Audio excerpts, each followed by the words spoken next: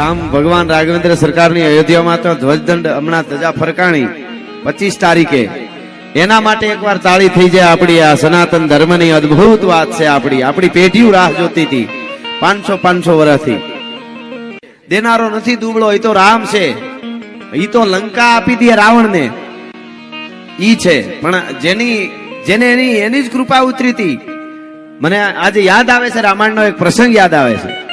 હા, ભગવાન રામ જયારે પિતૃ તર્પણ કરવા બેઠા સરયુને કાંઠે, અને પછી પિંડ તર્પણ કરવા ગયા ને, ત્યારે 72 હાથ સ્વર્ગમાંથી લાંબા થયા હતા. 72 હાથ. ભગવાન રામ જોઈ રહ્યા કે અમારી 72 પેઢીમાં કોઈ તર્પણ નહીં કર્યું હોય. પિતૃદેવો, પૂર્વ સૂર્યો તમને પગે લાગુ, કોઈ પિતૃ તર્પણ કર્યું જ નહોતું. એટલે કે તમારી પેઢીએ પિતૃ તર્પણ તો થતું જ આવતું હતું, પણ અમે કોઈનું સ્વીકાર્યું નહોતું. કારણ તો કે અમને ખબર હતી કે અમારી પેઢીમાં રામ આવવાનો છે, એટલે બીજાના કોઈના હાથનું અમારે નહોતું લેવું. આ સતરાલ ગામમાં કેટલાય સમયથી ભગવાન રામ રાહ જોતો હોય છે કે આ વખતના ટ્રસ્ટીઓ અને આયોજક મિત્રો છે એના હાથે પ્રતિષ્ઠા કરાવવી છે. નહીતર આ તો 20 વર્ષ પહેલા બની શકે, 30 વર્ષ પહેલા બની શકે, ને હવેથી 10 વર્ષ પછી બની શકત કદાચ. પણ આ સમયમાં જેટલા આમાં જોડ્યા છે, જેટલા દાતાઓએ દાન આપ્યું હોય, એ બધાના હાથે આ બધું અસ્તિત્વ નક્કી કરે છે. એટલે એવો આપણો આ પ્રોગ્રામ છે. શાંતિથી આપ સરસ બધા બેઠા છો, અદ્ભુત. અને મેદાન બહુ સરસ છે, બહુ જબરું છે. છતાંય અમારે સૌરાષ્ટ્રની ભાષામાં કે એમ પારટી ભેહની દૂધની તર જામે એવો દાયરો જામ્યો છે. હા, એટલે આપણે આનંદ કરવાનો છે. ભાગ્યેશભાઈ બહુ સરસ રીતે ગણેશની વંદના કરી, ટૂંકમાં સારું ગાયું, જોરદાર તાળીથી એને એકવાર વધાવીએ આપણે. હા, અમારો મહેશભાઈ તો ગાંડો તુર જ હોય, ક્યાં પાછા નીકળી ગયા. એ ઉછમણીમાં એવી મજા કરાવે. અને અંકિતભાઈ આરજે છે, એ સરસ મજાનું એવું સરસ પૂછું બોલે છે. આપણે એમ થાય બોલ્યા જ કરે. પણ ખેર, ફરીને કહી દઉં આપ બધાને કે આ પ્રોગ્રામ છે એ સંસ્કૃતિનો પ્રોગ્રામ છે.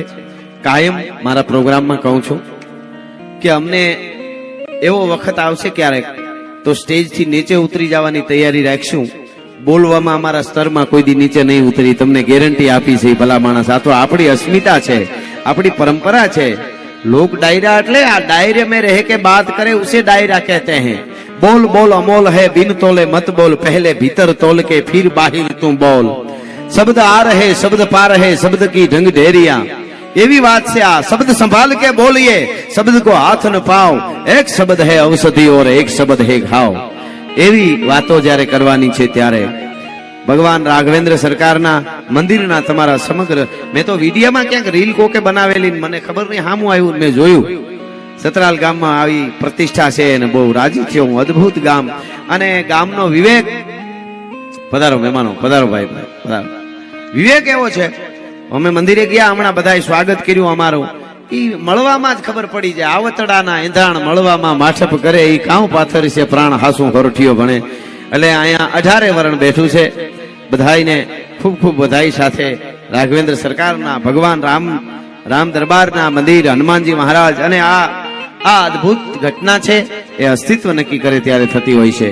એટલે વાત કહેવાનો મારો અર્થ એ છે કે બસ જગદંબાની કૃપા, કુળદેવીની કૃપા, ઈષ્ટદેવની કૃપા, મહાદેવની કૃપા અને ભગવાન રામની કૃપા બધું ભેળું થાય ત્યારે આવા ગામમાં રૂઢી પ્રતિષ્ઠા થતી હોય. સારું ગામ છે, જાળવાનું ગામ. જોઈ તો મજા આવે છે.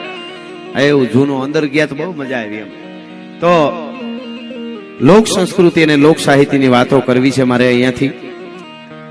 કેવા બધા રાજી છો, દિલ લઈને આવ્યા અમુક ફુગા.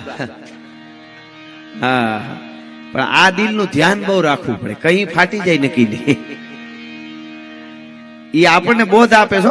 આ જે આ ગુબારા છે ને, એ આપણને બોધ આપે છે. એક મેળામાં એક બેન ફુગા વેચતા હતા ને, આવા ગુબારા વેચતા હતા ને બેન, તો આમ થપ્પો પડેલો હતો, હવા ભરેલા નહીં. કોકે પૂછ્યું જોઈને આનું શું, તો કેટલા રૂપિયા? પણ આમ મજબૂત આવે ને તરત તૂટી નહીં જાય ને. તો કે હવા નો ભરો તો 1 દી 2 દી 5 દી વરસ 2 વરસ 5 વરસ ગેરંટી. જ્યાં સુધી હવા નો ભરો તો 5 વર્ષે કાંઈ ન થાય, હવા ભર્યા પછી નક્કી નહીં. આપણે માણસને સાહેબ એમ જ છે, હવા ભરાઈ જાય ને પછી કઈ ફટાક્યો થાય નક્કી નહીં. આપણે હળગતા હોય, આપણે બોલવાઈ ગયા હોય, સિગરેટ હળગતી હોય, બોલો એ નો થાય. એટલા માટે ભગવાન રામની વાતમાં હું કહેતો હતો હમણાં આપને રામાયણ ઉપર તો યુગોથી બોલાતું આવ્યું છે. પણ એક દાખલો આપીને દુહાસનથી મારે શરૂઆત કરવી છે. ભગવાન રામ રામેશ્વરની સ્થાપના કરી અને આપ જાણો છો દરિયાને કાંઠે જયારે આવ્યા અને વિભીષણ આવ્યા, વિભીષણ આવીને પગે પડી ગયા, ત્રાહિમામ શરણાગત છું, હું તમારે ચરણે છું, મને બચાવી લ્યો, સ્વીકારી લ્યો. અને ઈ વખતે ભગવાન રામે આમ બે હાથ પકડી ઉભા કરી અને વેળું હતું ને રેતી વેળું, એ રેતીને આમ તિલક કર્યું વેળું અને એટલું કીધું આઈએ લંકેશ. એ આઈએ લંકેશ કીધું ને તો જાંબુવનજીના હાથમાંથી ગદા પડી ગઈ. સાંભળજો, જાંબુવનના હાથમાંથી ગદા પડી ગયો કે આને લંકેશ કહી દીધો, ઓલો હજી 10 માથાળો જીવે છે, એ મરે પછી આને લંકા આપી શકાય ને, અત્યારથી કહી દીધું આઈએ લંકેશ. એટલે ધીરેક દિન બાજુમાં જઈને જાંબુવનજી એમ કીધું, પ્રભુ થોડી ઉતાવળ નથી કરી ગયા? કે કેમ? કે તમે આઈએ લંકેશ એટલે વિભીષણને લંકાપતિ બનાવી દીધો, ઓલો રાવણ હજી જીવે છે. ભગવાન રામે કીધું ઈ જોઈ છે હવે. તો કે એમ નહીં, આજ વિભીષણ આવ્યો, કાલ રાવણ તમારા ચરણે આવીને કે ત્રાહિમામ શરણાગત છું, તો આને લંકા તો આપી દીધી, કાલ રાવણે શરણે થઈ જાય તો ભગવાન રામે કીધું રાવણ ચરણે આવશે ને તો રાવણને મારું અયોધ્યા આપી દઈશ. હું દશરથનો દીકરો છું, ભલા માણસ, ઈશ્વાકુ વંશનો દીકરો છું. તમે વિચાર કરો, અયોધ્યા આપવાની જે તૈયારી રાખે, વાલીને માર્યા પછી આખે આખું કિષ્કિંધાનું રાજ આપી દે સુગ્રીવને, તમે વિચાર કરો. અને રાવણ સોનાની લંકા કહેવાતી હો, જેવી તેવી નહીં, એ સોનાની લંકા જીત્યા પછી તરત વિભીષણને આપી દે. ઈ રામ છે, એને કેડે હાલાય, એની વાતો કરાય. કાયમ મારા પ્રોગ્રામમાં કહું છું, અમને અમીરાતની ખમીરાતની દેશભક્તિની મહાપુરુષોની આવી ફરમાઈશો આવે ત્યાં સુધી પ્રોગ્રામો કરવા છે. બીજી વાત, અમારી વાતો એ જ સાંભળી શકે જેના ઉજળા સંસ્કાર હોય અને જેના લોહીના ગુણ હોય. બાકી લોહીનો ન હોય, કોઈનો ન હોય, એની પાસે કોઈ દી બેહું નહીં. ભલા માણસ રાકાવ પાસે બેહાય નહીં, આપણને ભૂલવાડી દે કે આપણે કોણ છે. મરદની પાસે બેહાય, સારા માણસો પાસે બેહાય. ઘણા માણસ કેવો હોય સાહેબ ખબર? ઘણા માણસ છે ને રણની રેતી જેવા હોય, સૂરજ આથમી ગયો હોય તો ધગતા હોય. હવે તો ઠરી જાય, હમણાં રાત પડી જાય, હા સૂરજ આથમી ગયો તોય ધગતા હોય. અને ઘણા માણસ હોય જાતા નહીં નીકળ હુળા હોહરવા જાય, કોકના તો ખાવા. પરંપરાની પગડ હોય, આબુ અંબાજીનું હોય કે મઢડા સોનબાઈ માનું મંદિર હોય, પીછળ માનું મંદિર હોય, કોઈ પણ માતાજી હોય, કોઈ પણ ભગવાનનું મંદિર, તમે જ્યાં દર્શન કરો છો એના ઉપર ધજાઓ ફરકે છે ને, એની પાછળ આપણા પૂર્વ સૂર્યો બાપ દાદાઓએ 1000 વર્ષ સુધી ધગધગતા લોહી રેડ્યા છે, ત્યારે આ ધજાઓ ફરકે છે. કોઈને એમનેમ ન માનો કે એમનેમ બધું ઊભું છે અડીખમ. 1000 વર્ષ સુધી ધગધગતા લોહી રેડ્યા છે. કોક દી સિતોડના સાકાને વાંચો તો ખબર પડે. 11 વર્ષની દીકરીઓ આમ ઓઢણી માથે ઓઢીને કહેતી હતી, માં ઘડીક ઊભી જાઓ, પિતાશ્રી ઘડીક ઊભી જાઓ, સેટા રેજો, દાદી ઘડીક ઊભી જાઓ. હવની પેલા અગ્નિમાં મારે પડવું છે. અગ્નિને ખબર પડે કે રાજપૂતાણીની જ્વાળા પાસે અગ્નિ ટાઢી પડે, ભલા માણસ, ત્યારે આડીખમ ઉભા છીએ આપણે. અને એના પછી જયારે દેશને આઝાદ કરવાની વાત આવી ત્યારે અનેક નવલોયા યુવાનો, બહેનો, દીકરીઓ, અને સાહેબ આટલી સંખ્યામાં બેઠા એટલે કહી દઉં, કાયમ બોલ્યો છું, હમણાં પ્રોગ્રામ કર્યો. અત્યારે તો આમ તો આ વરહ આખું સરદાર લોહ પુરુષ વલ્લભભાઈ પટેલના નામ ઉપર જ ઉજવાતું કહેવાય. 150મી જન્મ જયંતિ આપણે ઉજવી રહ્યા છીએ. આપ જાણો છો, અમે ઘણા એના પ્રોગ્રામ કર્યો. સરકાર શ્રી આખા ભારતમાં ઉજવાઈ રહી છે. યાત્રા નીકળી છે, પદયાત્રા, આપ જાણો છો. પણ કેની પદયાત્રાઓ? 150 વર્ષ પહેલા. હવે 150 નહીં, આપણને હજી 100 વર્ષ પહેલાની ખબર નથી દાદાની. કોઈ છોકરા જુવાન ને પૂછો કે તમારા દાદા શું કરતા હતા, ખબર નહીં. કોઈ કહેતું હતું ગામના બૂચ મારતા. હા, કોણ યાદ રાખે? પણ જે દિવ્ય ચેતના 150 વર્ષ પહેલા ધરતીમાંથી ઉતરી છે, તે દીની ટેકનોલોજી જુઓ ને અત્યારે જુઓ. 21મી સદી અટલ, આપણે કોઈની જરૂર ન હોવી જોઈએ, છતાં એની પદયાત્રાઓ લેવી પડે, પૂતળા ઉભા કરવા પડે. કેવું જીવન જીવાય છે, કોઈ દી કલ્પના કરો તો ખબર પડે. વલ્લભભાઈ પટેલ એમણે ઈ વખતે ભારતનું જયારે એકીકરણ થયું, ઈ વખતે વલ્લભભાઈએ બધા સ્ટેટ માંથી 1 કરોડ તારવ્યા હોત ને, 1 કરોડ લીધા હોત ને, તો એની પાસે પરમાર સાહેબ, એની પાસે ઈ વખતે 555 કરોડ હોત. બોલો, એ અત્યારે કેટલા થાય એના? પણ સાહેબ, જે ભારતનો પેલો ગૃહ પ્રધાન હોય, નાયબ વડાપ્રધાન હોય, પેલો આવડા અખંડ ભારતનો, અને એનું મૃત્યુ થાય ઈ જયારે વિદાય લે ત્યારે એના ખાતામાંથી પૂરા 300 રૂપિયા નો નીકળે ને એના 3000 કરોડના ટેચી ઉભા થાય. એમનેમ નથી થતું, જેડે તેડેથી નથી. એ કિરત હુદા કામ જો ચીરી જે ચામ તો રાણા રગત નીકળે. ત્યારે થાય, એમનેમ નહીં. કહેવાનો અર્થ એટલો જ છે. અહીંયા જેટલા બેઠા છે માતાઓ બહેનો ખાસ અહીંયા બહુ સંખ્યામાં છે. પગે લાગીને કહું, તમારા બાળકોને અઠવાડિયે એકાદી વાર્તા સમજાવજો, હારા ગીતો કાલડા સમજાવજો. અનુપમા નો જોવાય કાંઈ વાંધો નહીં, જરાય દુખી નથી.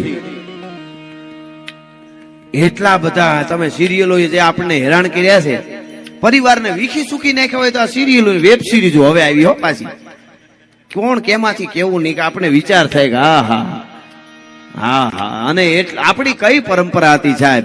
આપણે મહાભારતમાં જુઓ, તમે રામાયણમાં જુઓ, શું છે પરિવાર એ આપણને ખબર પડે. કહેવાનો અર્થ મારો એટલો જ છે કે એ જવાબદારી માવડીઓની બહુ મોટી છે, બેનડીઓની. બીજી વાત કે રામ મંદિર અયોધ્યામાં બન્યું, આપણે રાજી થયા, પણ તમારા ગામના રામ મંદિરે છોકરા બાળકો જાય એવું પણ ટેવ પાડજો. ગામમાં હોય ત્યાં હાંજને ટાણે ક્યાંય પણ હોય મંદિરની ધજા હોય ને તોય નમન કરીને તોય ઘણો ફેર પડે. આપણે આપણું ભૂલતા જઈએ છીએ, બાકી દુનિયાની નજર આજ આપણા સનાતન ઉપર છે, સંશોધનો કરે છે એના ઉપર. એટલા માટે મારે સભાખરા તરફ જાવ એની પહેલા અહીંયા બધા બેઠેલા ને રામ મંદિર બન્યું હોય સતરાલમાં તો શિવ કેમ રાજી ન હોય? શિવ જેનું ભજન કરે છે, નમામિ ભક્ત વત્સલમ કૃપાલુ શીલ કોમલમ ભજામિ તે પદમ ભજમ અકામિ નાસ ધામદમ નિકામ શ્યામ સુંદરમ ભવાંબુનાથ મંદરમ.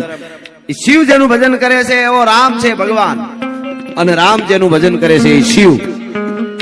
તો જ્યાં મારો અવાજ આવે, બહાર ઉભેલા હોત રોડે ઉભા ત્યાં મારો અવાજ હતો, એને વિનંતી, આપ બધા માતાઓ બહેનો વડીલો આ બાજુ 2 મિનિટ નહીં, 1.5 મિનિટ નહીં, 1 મિનિટ નહીં, 30 સેકન્ડ માટે હું શિવ તાંડવ બોલું અને 2 હાથ ઊંચા કરીને મને તાલ આપવાનો છે બધાને. એટલે આટલા જણાનો તાલ પડે ને એટલે પ્રતિષ્ઠા થઈ જાય. ત્યારે થઈ જાય આપણે આપણા મનની પ્રતિષ્ઠા, એક ભાવનાની પ્રતિષ્ઠા. શિવ આવી ગયા, એમ શિવની વંદના, શિવ તાંડવ ગાવ અને તમારે 2 હાથે તાલ આપવાનો. કેવી રીતે? બધાય કોઈ બાકી ન રહી જાય. સતા કવિ ગલે જલમ પ્રવાહ પાવિત સને કને બલમ વ્યલમ વિદ ઉતંગ તુંગ માલિક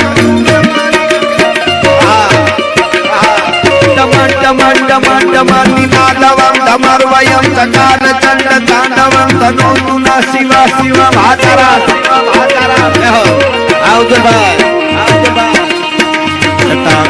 હજમ રમમ રમમ અનિલ પનીર જરી વિલોલ વીચી વલ્લરી વિરાજમાન મોર્ગન જગત જગત જગત લલાટ પટ નાવતે કિશોર ચંદ્ર શેખર નતિ નતિ ક્ષણ દરા ધરૈ નંદિની વિલાસ નંદ બંધુ રઘુરાધિ કંદ સંત દેવ મોટ માન માન સૈન્દ્ર ભાગ દાસ दुर्धरापति पति दिगंबर मने विनोद में तू अस्तुनि विनोद में तू अस्तुनि विनोद में तू अस्तुनि. धन्यवाद, आभार आभार आभार, थैंक यू.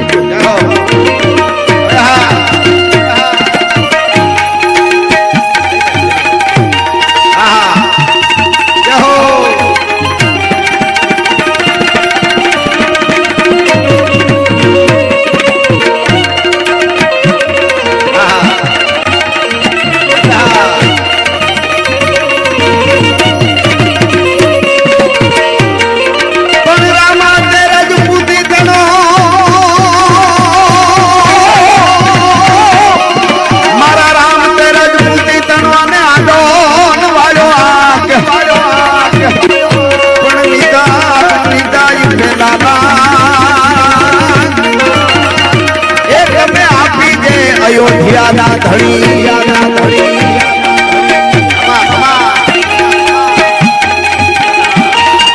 બાપો બાપો બાપો.